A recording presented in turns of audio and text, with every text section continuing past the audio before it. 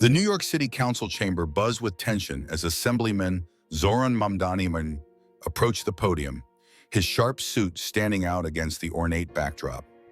Just moments earlier, Mayor Eric Adams had unleashed a barrage of pointed questions at the young Queens representative, his voice dripping with condescending swagger. "Assemblyman Mamdani, you seem to lack a basic understanding of how this city actually functions," he had said, triggering murmurs throughout the packed hearing room. Camera flashes captured the mayor's confident smirk as he leaned back, clearly expecting to dominate this activist lawmaker. But Mamdani, the former housing organizer who had risen from street-level activism to the state assembly, didn't flinch, his eyes locked onto Adams's as he adjusted the microphone. The mayor had been shutting down progressive challengers with appeals to real-world pragmatism for years. Today, he thought he'd found an easy target in Mamdani. What happened next left the entire chamber stunned and may forever change how City Hall confronts community oversight. The ornate City Council chamber was electric that morning.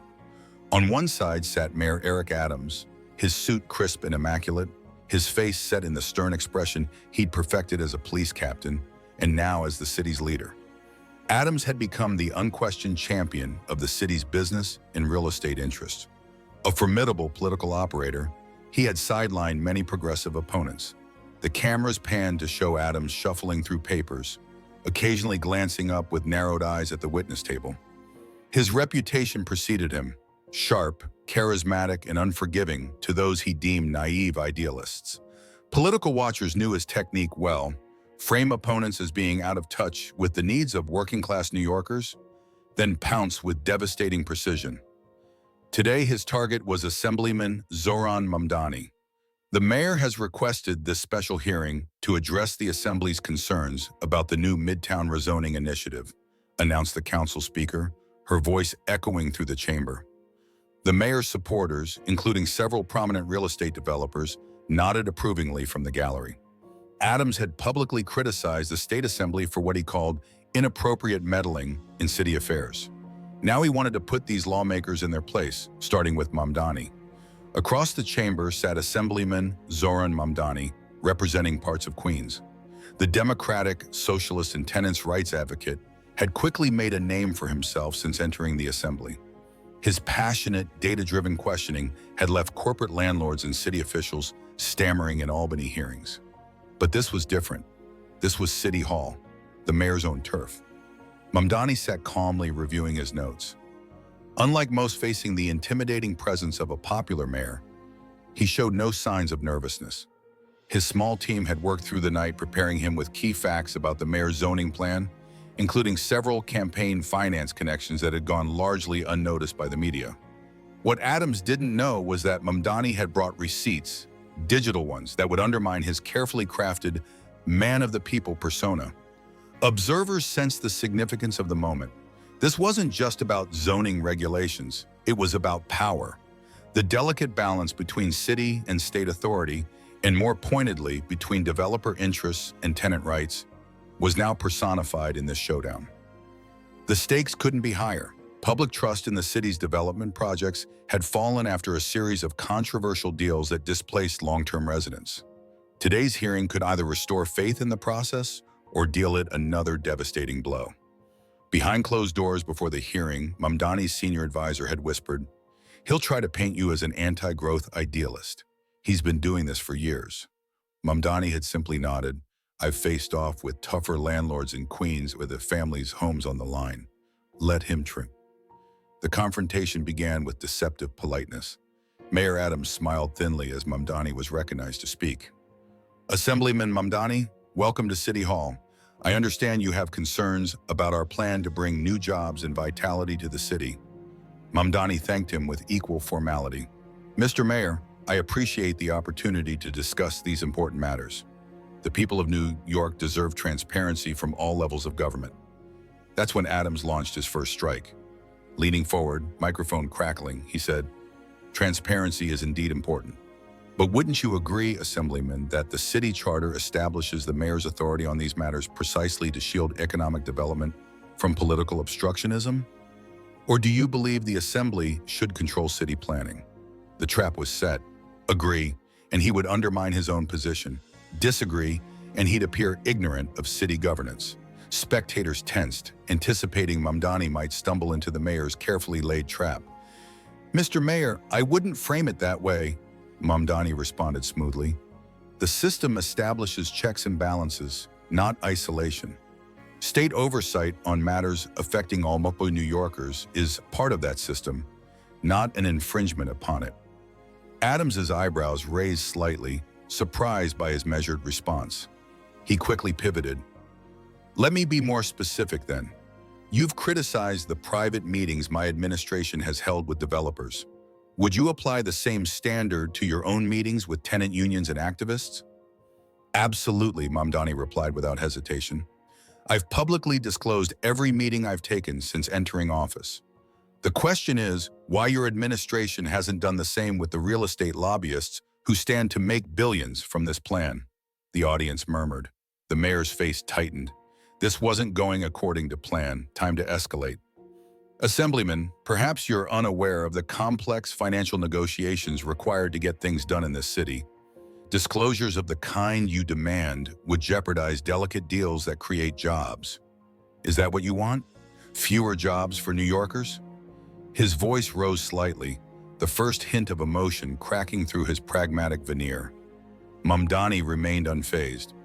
"Mr. Mayor, with respect, community boards face similar pressures from developers. Yet, they manage to hold public hearings. Are you suggesting the transparency protocols that apply to local boards couldn't apply to the mayor's office?" Before Adams could respond, Mamdani continued.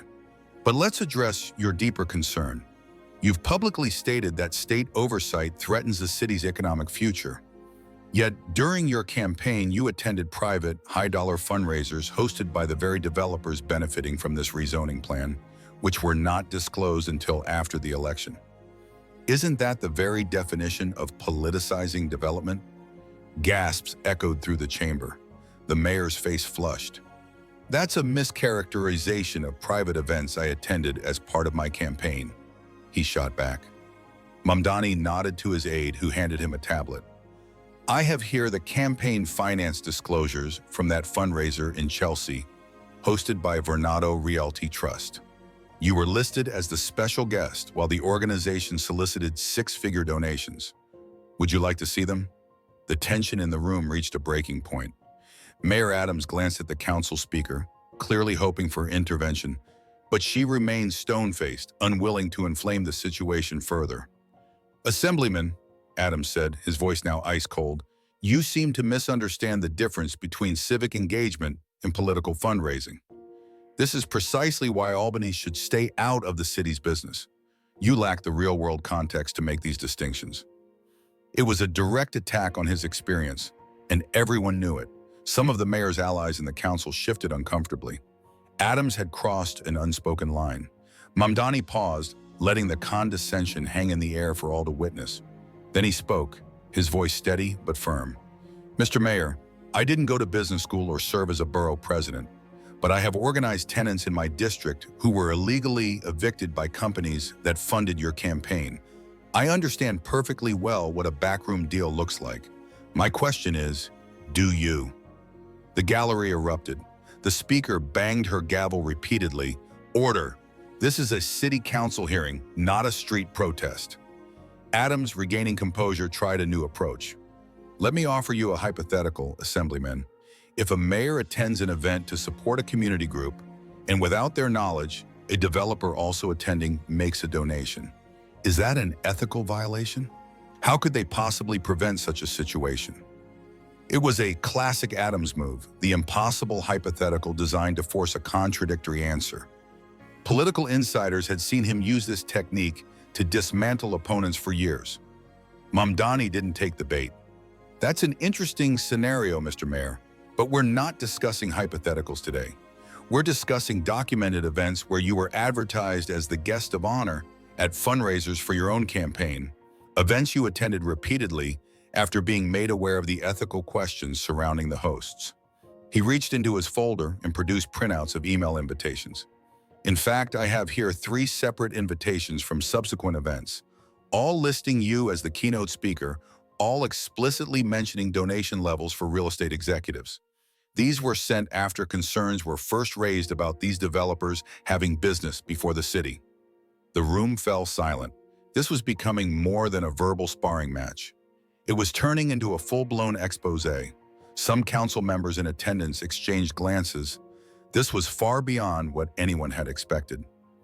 Adams, visibly struggling to maintain his mayoral demeanor, tried yet another angle.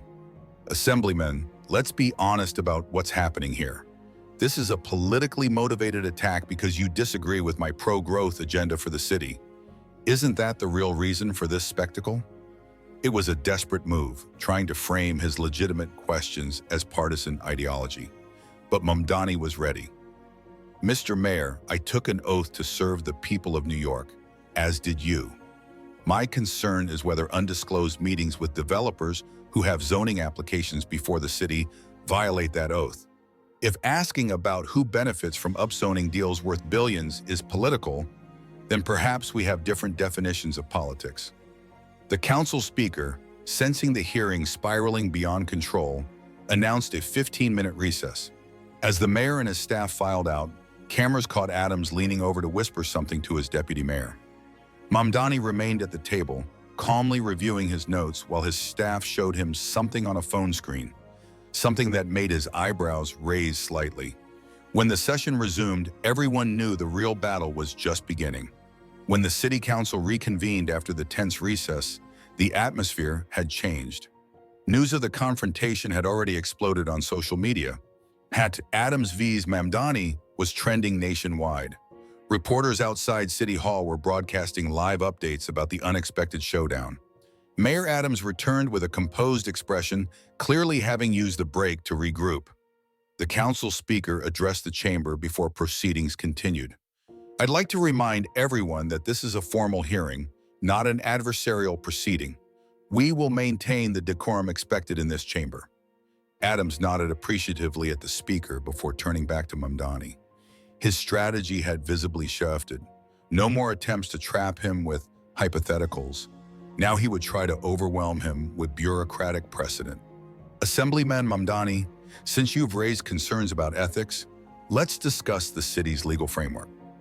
In the matter of West Village Houses versus the Board of Standards and Appeals, the courts established that communications between officials and applicants don't inherently constitute a conflict of interest. The standard requires proof of a direct quid pro quo. Do you disagree with this established precedent? Adams sat back, confident. He had cited a complex land use case that even many lawyers struggled to fully understand. The implication was clear. This was beyond Mamdani's depth, but Mamdani didn't hesitate. Mr. Mayor, I'm very familiar with that case. In fact, it also established that the appearance of impropriety can be enough to invalidate a decision if it undermines public trust. The court found that a pattern of one-sided influence created such an appearance. How then would you characterize a mayor accepting hundreds of thousands in campaign donations from developers whose projects you personally approve? Adams blinked, clearly not expecting him to counter with the case's actual nuance rather than his selective interpretation. Those are very different circumstances, he began, but Mamdani continued. Different how exactly? The court recognized that even without an explicit quid pro quo, certain relationships create an unacceptable risk of bias. When your administration fast-tracked the Luxury Towers project for a developer who is also one of your largest donors, how was that materially different? The chamber went silent. Mamdani had just directly addressed the elephant in the room. The ethics scandals that had dogged the administration for the past year. Adams's expression darkened. Assemblyman, it's inappropriate to single out specific New Yorkers in this forum. That developer isn't here to defend himself. That's when Mamdani played his masterstroke. He nodded to an aide who handed him another document. You're absolutely right, Mr. Mayor. So let's focus on you instead. He held up the paper. I have here your own financial disclosures, showing you failed to recuse yourself from land use decisions involving companies in which you held stock through a family trust. In the Brooklyn waterfront rezoning, you participated in the final vote despite your trust holding shares in the primary construction firm. Would you like to explain that decision? The gallery erupted again. This time even the council speaker looked stunned. The mayor's face went from flushed to pale. "Those holdings were in a managed account. I wasn't directly aware," he started. "A managed account you were legally required to monitor for conflicts," Mamdani interjected. "And this wasn't an isolated incident. I have documentation of at least 7 city projects where you participated in the final approval despite similar conflicts." He wasn't finished. Looking directly at Adams, he continued, "But what's most troubling is this." He held up his tablet, showing a split screen. On one side, the mayor's official policy statement defending the rezoning plan. On the other, a nearly identical passage from a lobbying proposal submitted by the Real Estate Board of New York. "Rebney, your public statements opposing any changes to this plan contain paragraphs identical to those in proposals submitted by the lobbying groups that fund your campaigns. Did you write this policy, Mr. Mayor, or did they?" The silence that followed was deafening.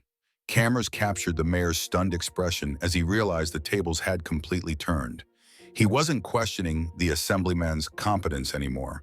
He was defending his own integrity. "This is outrageous," Adams finally sputtered. "You come into this chamber with baseless accusations." "And are you saying these documents are forgeries, Mr. Mayor?" Mamdani asked calmly. "Because they're all public records. Records that the American people have a right to see and understand." The crowning moment came when Mamdani pulled out one final document. "Mr. Mayor, in 2021, you gave a speech claiming you would be a mayor for all New Yorkers, bridging divides. Yet last year you were caught on a hot mic telling donors that you would crush the progressive wing of the party. Just last week, you told a reporter that criticism of your administration was crossing a line and hurting the city." He looked up from his papers directly into the mayor's eyes. "My question is simple. If your administration is truly above politics as you claim, why do you repeatedly engage in divisive political behavior while demanding immunity from oversight?" The chamber erupted into chaos. The council speaker banged her gavel repeatedly but couldn't restore order. Several council members stood up, some applauding, others shouting objections. Reporters furiously typed on their phones, capturing the historic confrontation. Through it all, Mamdani remained composed, his evidence spread before him. Adams, the master politician who had intimidated countless opponents, sat speechless, unable to counter the mountain of evidence that had been methodically presented. It wasn't just that he had defended himself from the mayor's traps. He had completely flipped the hearing, transforming from the question to the questioner, from the accused to the prosecutor. "Recess," the speaker finally shouted over the din. "This hearing will resume tomorrow morning." But everyone knew there was no coming back from this. The damage was done. As the mayor and his team filed out, cameras caught his defeated expression, a sharp contrast to Mamdani's resolute composure. Outside City Hall, a crowd had gathered, watching the proceedings on their phones. When Mamdani emerged, spontaneous applause broke out. He had done what many thought impossible. He had held the mayor of New York accountable on his own turf. The aftermath of the Adams-Mamdani confrontation spread like wildfire across America. As the sun set on New York that evening, the video had already racked up 12 million views. Every major network abandoned their planned programming to analyze the historic showdown that many were calling a turning point for municipal accountability. NY1's banner headline read, "City Hall Showdown. Mamdani exposes mayor's contradictions." Fox News took a different angle with state overreach. Socialist lawmaker attacks pro-business mayor. But even their analysts admitted Mamdani had come extraordinarily prepared with irrefutable documentation. Social media exploded with reaction. Had Adams reckoning and #Mamdani has receipts dominated trending topics. A clip of Mamdani asking, "Did you write this policy, Mr. Mayor, or did they?" had been viewed 40 million times by midnight. Memes comparing the mayor's confident beginning expression to his stunned final look spread across platforms. Former city officials and political reporters weighed in, most expressing shock at Mamdani's level of preparation.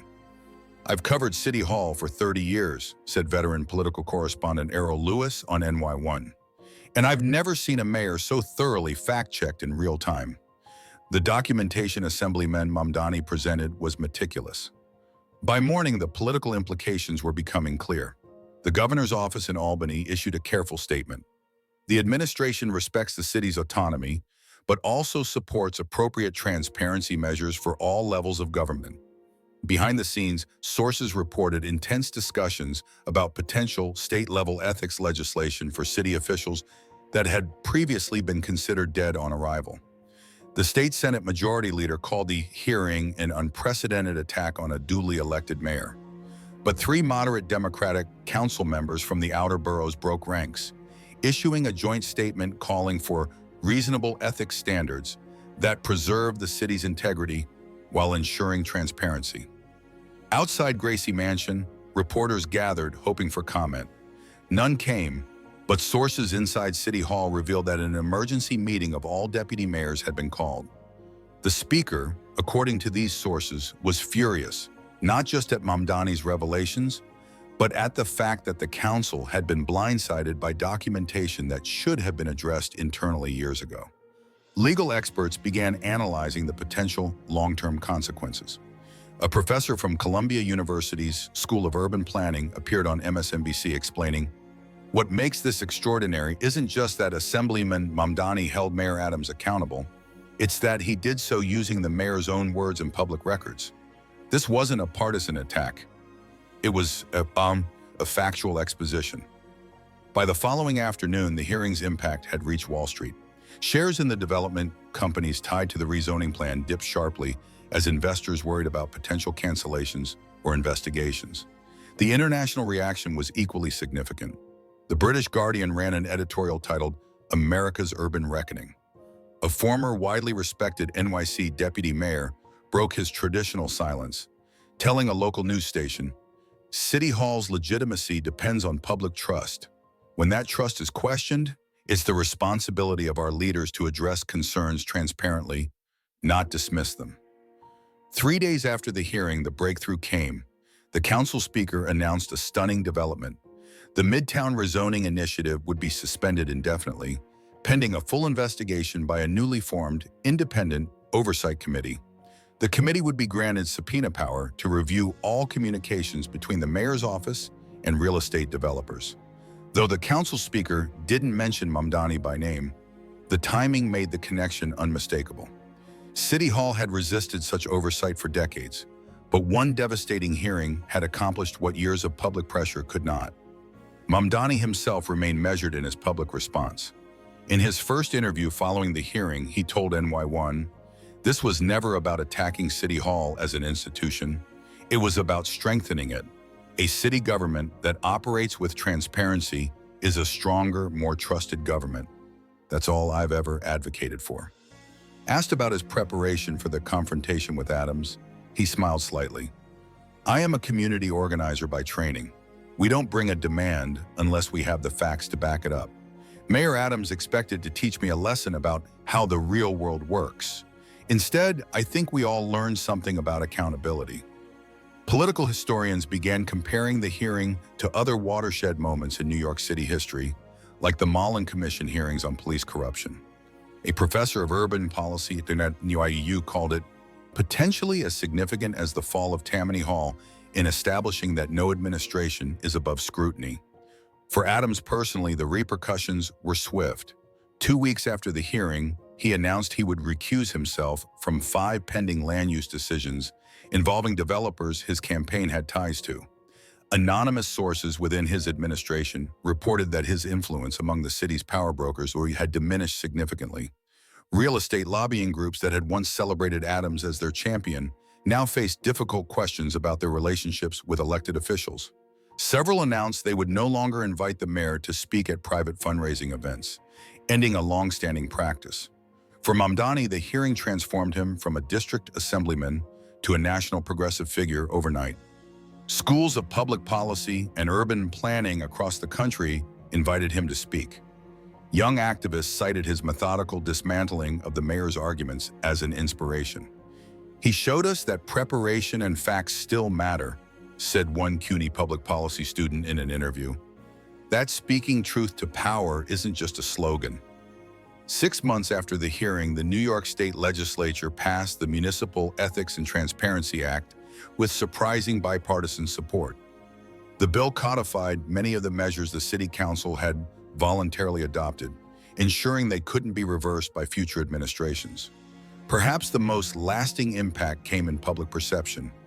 A Quinnipiac poll showed trust in New York City's government, which had hit historic lows before the hearing, rebounded significantly after the adoption of ethics reforms.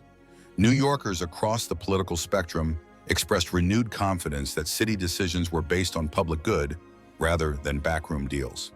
The final word perhaps belonged to a retired city planning commissioner who wrote in the New York Times, "The Adams-Mamdani confrontation reminds us that our system of checks and balances requires courage to function. When branches of government fail to check themselves, the system provides mechanisms for others to do so." Assemblyman Mamdani did not undermine the mayor's authority. He helped restore the city's by insisting on its integrity. As for Mayor Adams, he continued to serve, though with a noticeably lower public profile. The mayor, who had once proudly claimed to be above ideology, now rarely gave impromptu press conferences. 1 year to the day after the hearing, a package arrived at Mamdani's district office.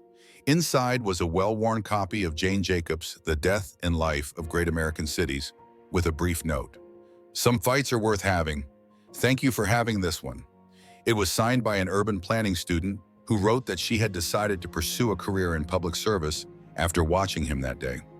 The Adams-Mamdani confrontation had begun as a routine oversight hearing and ended as a pivotal moment in New York's political history, proving once again that in a democracy, no power is absolute and no institution is beyond accountability. If you found this breakdown of the historic Adams-Mamdani confrontation enlightening, don't forget to hit that subscribe button and share this video with friends who care about our democratic institutions. Drop a comment below telling us which political showdown you'd like us to cover next. New videos every Tuesday and Friday. We'll see you in the next one, where we'll be examining another pivotal moment reshaping American democracy.